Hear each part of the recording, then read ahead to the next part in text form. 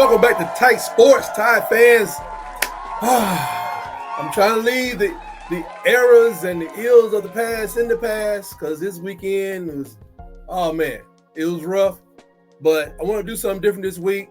The coordinators, they gave their speeches yesterday. I did post Coach DeBoer's comments unedited, and I wanted to get that out there. But this week with the coordinators, I wanted to sit here, make comments, and give my thoughts as they spoke on how I feel about what they're saying, because they say stuff, and we just show up in the game, we expect them to do well, and it hadn't turned out that way every weekend. So let's take a listen and see what Slick has to say. Y'all call him something else, but I'll call him Slick Sheridan until further notice, because he got to earn that name back, in my opinion. All right, here we go. Yeah, hey, Coach, just how would you assess Jalen's play in this last game, and what do you do to kind of keep his confidence up after the last couple of weeks? Well, I think, none of us coached or played well enough in the game Saturday, and that starts with me. Our ability to execute consistently and take advantage of the opportunities that we were presented. We obviously fell short in that, in those spots, and it's all of us. We're all involved in that. And Jalen's an extremely confident player. I have no concerns about that at all. His preparation creates that confidence for him, and I know he'll get back to work this week, just like the rest of our players will. On Saturday, when y'all were checking plays at the line of scrimmage, instead of Jalen just yelling from the shotgun, we saw him walking straight to both tackles and putting the call right in the ear hole. Was that effective, or were there a lot of communication issues despite that? Well, in those environments, you don't really have a choice on how you have to communicate relative to the proximity to one another. You have to get that close to be able to talk. And I would say that we had some communication issues. There's no doubt about it, particularly early in the game. I thought as the game went on, our guys settled down and adjusted to the crowd. But that's something that, moving forward, we'll have to be cleaner and better when we get back into those environments. Well, I remember last week, I don't know if it was Coach DeBoer or was it the co-head coach and the co-head coach, co-offensive coordinator, assistant head coach, wide receiver, I can't think of his name right now. Somebody said, they asked him about the crowd noise, because Neyland Stadium is one of the best. It's one of the biggest and the best at creating, distraction for the offense. And they said a comment I thought was very arrogant to me. It's like, well, if we're focusing on the crowd and not focusing on what we're doing, then we're the one with the problem. I'm like, bro, I wanted to hear something like, well, we're practicing on it. The music that we play, we went to some real distorted music and some crowd noise, and we added it to the, I saw the communication problem. I saw this man having to run up and down, and all the linemen got to pass it down and all this other stuff, and thank goodness that our defense played lights out to me in the first half, because that helped keep the crowd noise down. Can you imagine if they had gone in and scored instead of that fumble? They had a big long run, there was a fumble. If they had gone on that thing and started going, it's just like the offense. When they get going, the crowd gets going, it gets worse. So thanks to our defense, they didn't get crazy than they already were. Like around the middle, How much of the run game struggles on Saturday were y'all sort of self-inflicted, or was it something Tennessee was doing? Well, I want to give credit to our opponent, on some of the things that they did, but I thought there were some execution issues by all parties, whether it was decision-making in read plays, whether it was simple fundamentals or technique. I thought there were some effective runs in the game where guys did a nice job and we were headed up correctly, and the runners did a nice job of running hard and physical.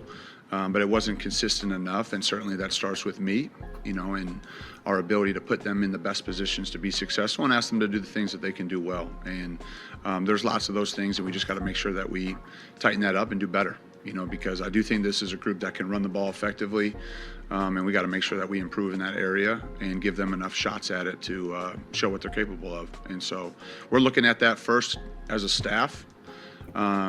And then certainly, identifying the things that we need to improve on, because that's an area where I think we can do a lot better than what we've done. And I know we have the players to do it. I know we have the scheme to do it. I know we have the staff to do it. And so that certainly will be a point of emphasis for us this week for sure. Now listen to Slick. Slick saying, give them the shots to do it.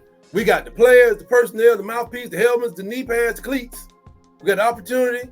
I said they need to run the ball 45 to 50 rushes. 70% of those rushes needed to go to our running backs. So if he sees it now, and I thought you would have seen it a long time ago, and he knows this, why wasn't this adjustment made during the game? Who is holding us to this standard of, let's, tell Penix to go out there and just sling it around the yard? Jalen threw the ball 45 times. That ain't what he do. Tom Brady averaged 36 pass attempts a game. We know he got into the 40s and stuff. He Tom Brady. They execute at a high level. He demands it. His blocking is different. That ain't Jaden's thing. That don't mean he don't need to go to the NFL. You see Lamar Jackson last night. It gets better and better. But this ain't Michael Penix. Penix can't come and run Jalen's offense. Not without going to the hospital 2 or 3 times. Man, why are we not seeing this thing? But I'm glad he's saying it. Give him the opportunities, because just give him the shot. Use the running back room, man. Well, man, it's skipping around there anyway. The defense forced 3 turnovers on Saturday, and then y'all weren't able to score after any of them. Just kind of what was maybe the teaching point of that, of being able to take advantage of those opportunities the defense sets up for you? Just that, that you have to take advantage of those opportunities in those games against the teams that you're playing against, and credit our defense for doing that. And to this point, in the games where we've played the best collectively as a team, we've done that. Our defense has created turnovers, and we've been able to, put points on the board off of those. And unfortunately for us this past week, we didn't do that. And that was disappointing because I certainly felt like there were opportunities in the game for us to capitalize on those, and we didn't do it. And so, it goes back to execution, the calls that you make. Obviously, you always reflect on that and what you could have done different. But certainly that was a factor in the game, and that was disappointing. We weren't able to capitalize in those moments. Not even a field goal. I'm gonna say this about our field goal kick. Man, this has turned out to be possibly one of the worst transfers I've seen this year, other than DJ Iguanule, several other people probably at FSU. Bertrand just left the team that came over from Texas A&M, but this kicker. Who was in the pipeline behind him? Because this man came and just took somebody's opportunities away, as far as I'm concerned. We got a guy supposed to be coming in. I think he's going to be a punter, but this guy's supposed to be the best in the country. I said it. I don't know if I would have taken him in, because I'm like, I'd rather go with somebody in the pipeline, because at least they've been in enough games with 75,000+ people with everything on the line to know that, what I do here is important. It's high pressure, and I better be ready. So whatever it is I got to do, wear earplugs, take my nipples down. I don't know. I have no idea. Wear an extra tight jock strap, a smaller shoe, whatever it is, I do everything I have to do as a kicker, because I know it's crucial. 3 turnovers, a field goal should be what we do as a minimum. And we did nothing. Nothing. We talk about the struggles and the inconsistencies in the running game. How much does that influence your play calling when you get in the red zone in the shorter field? That pick! I guess you're always trying to make decisions that you feel help your team win, and that's a moving target as the game is progressing. I think some of the things that occurred in the game on Saturday, particularly early in the game, is when we were getting behind the chains in 2nd and long situations or 3rd and long. We were in a lot of those in the game. That makes it harder to, be committed to running the ball when you're at 2nd and long situations. And so, you're just always trying to identify what's going on in the game. How are our players seeing it? What is the opponent trying to do? And how can we best attack them based on what the situation that, occurs? But certainly controlling the line of scrimmage and running the football, particularly when you're on the road, is important. And, like I said, we have the players to do it, and we have the staff to do it, and we have the schemes to do it. And so that'll certainly be an emphasis for us moving forward. Now, I'm just saying, he said it's going to be an emphasis for us moving forward. I don't think this is the first time Slick has said this. I'm thinking that what's the guy named? The offensive coordinator, the co-offensive coordinator, assistant head coach. He's also the receiver coach. I think he and DeBoer, they got something where they think they want to, they just want to do Michael Penix over and over and dominate the SEC. Ain't going to happen, buddy. I'm here to tell you. Didn't work out for Eli. Didn't work out for Peyton. Put a lot of quarterbacks into the NFL. Stafford didn't do this when he win on national championship when he was at Georgia. A lot of quarterbacks in the NFL. But I think Joe Burrow is the only one, but he has a strong running game. Strong defense too. But do what you like, man.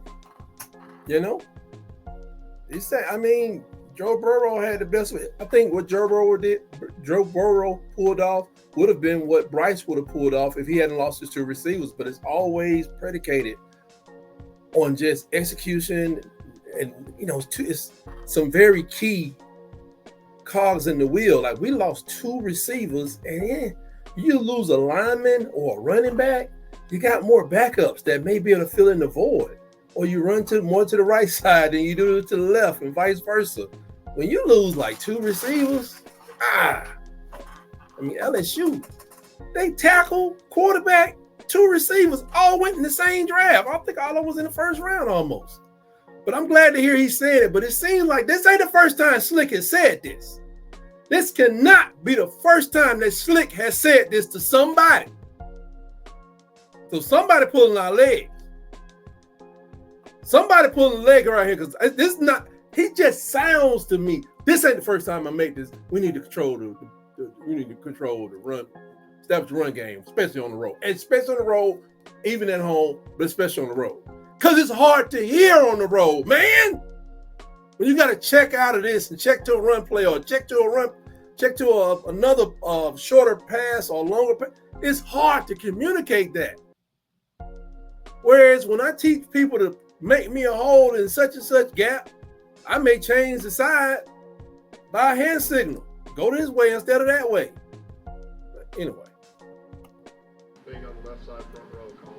Hey, Nick, after the game Saturday, it seemed like Jalen Milroe, consistently, he's like, took responsibility for the offensive struggles just over and over. I'm curious, like, what is your message to him post-game to make sure he, the weight isn't, impactful of, the responsibility of that weight, like, isn't impactful for weeks to come, and like that he, moves on and sit yourself down, a leader and kind of the continuation of what you guys want to do offensively. I think Jalen's made some incredible plays for us this year. I don't think there's any doubt about it. And certainly, some of the success that we've had offensively, he's been right at the forefront of it. And so he knows that, and certainly, when you come up short, there's always plays that you would like back. There's always moments, coaches and players. And that's just not the quarterback. That's everybody. And so, that's part of competition. We know we can play better. We have to play better. We have to coach better, and so I think everybody, that competes at a high level understands what that looks like and how to respond and how to, get up off the mat and get back to work and get prepared and ready to go play in the next, game. And so that's no different for coaches, players, everybody. When you fall short and you don't do as well as you'd like and is what you expect to and what the standard is, you got to get up off the ground and keep swinging and keep working and have confidence in what you've done. I think that's the biggest message to the guys, is that we have seen it. It's not like this is something you're chasing that you haven't done or shown. And so that's the message, not just to Jalen, but to the rest of the group, is let's get back to playing the type of football we know we're capable of playing. And, that's our task this week. Everybody noticed that Jalen was limping before the game. He had a little pimp to his teeth. He was kind of walking like this, because he was singing and, doing warm-ups. He wasn't right. I don't know why they didn't see this. And they used the word standard. The boy used it a lot after the game and during yesterday's press conference.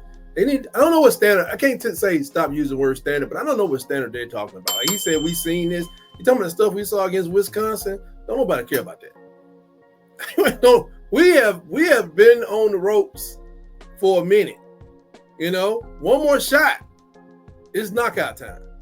We're struggling to get up. we are not playing great. I hope y'all don't think we just got a couple things here, a couple things there. No. Especially now that Jalen may be injured. Stay in the front row here, Jack.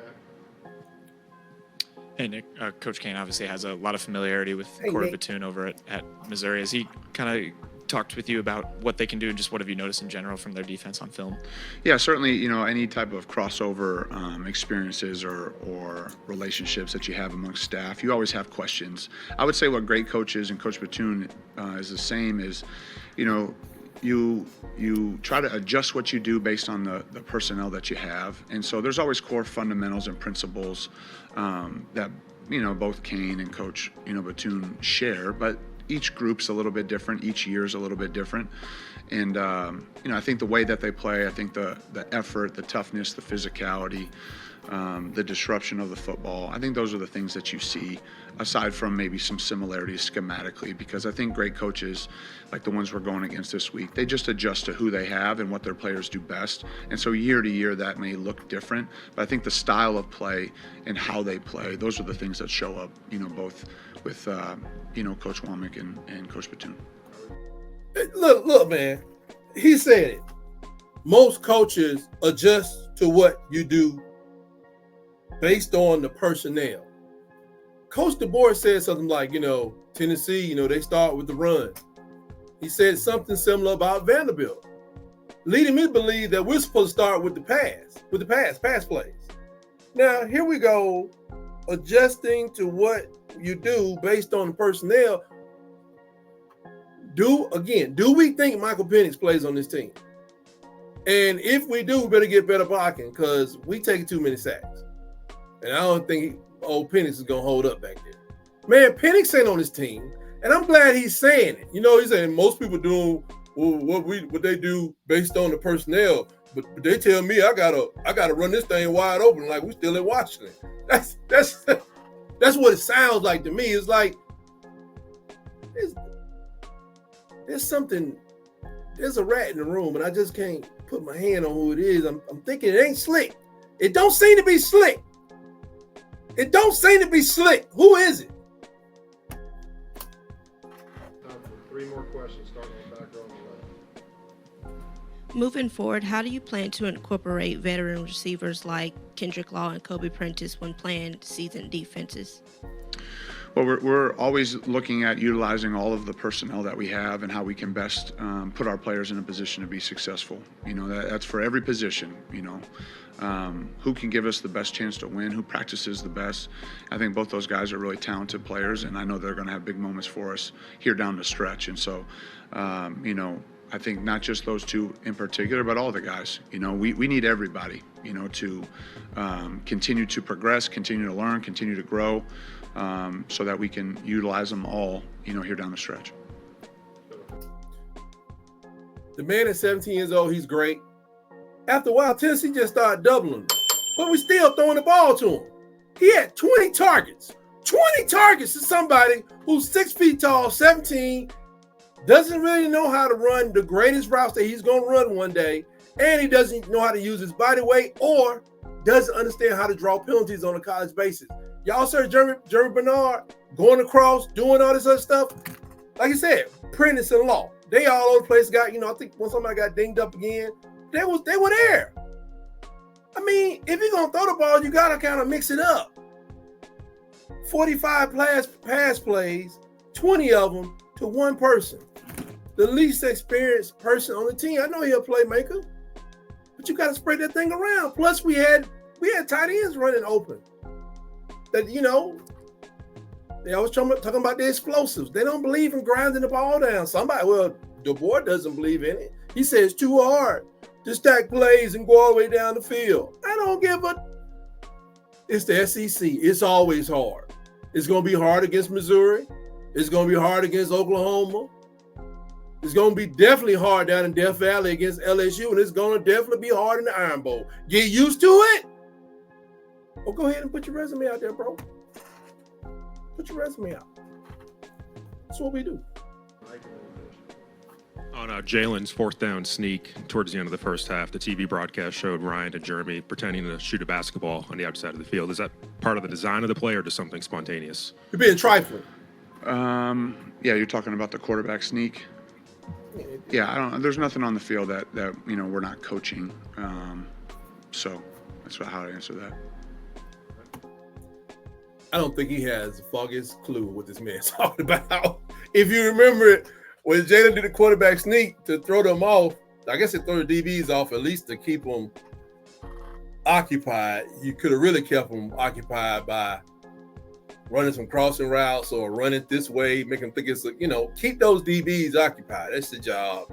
They did, like they faked the shot. No harm, no foul. What a waste of a question.